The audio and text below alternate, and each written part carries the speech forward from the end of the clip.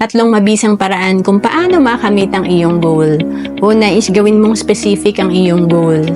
Lahat naman tayo gusto makapag-ipon, makapag-invest, pero dapat maging specific din tayo sa mga nililista natin na goal.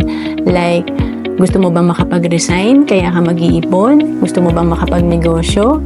At makapagbigay din sa iyong mga magulang? Or pwede rin para makapundar ka ng iyong house and lot? Kotse? So, dapat talaga meron tayong nililista na goal.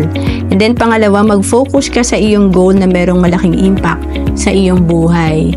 Noong ako ay naglista ng aking mga goal, dito nalaman ko na importante pala mag-focus ako dun sa may impact dun sa ibang goal ko. Like, ang merong impact sa mga ibang goal ko, yung pagtaas ng aking income or cash flow. Kaya sa income ako nakafocus.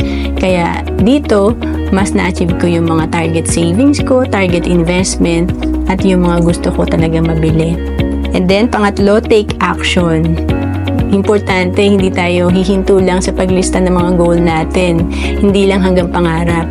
Dapat 90% nakafocus tayo sa pag-take ng action. To know more about savings and investment, message mo na ako sa FB, Ro Ancelis Capistrano.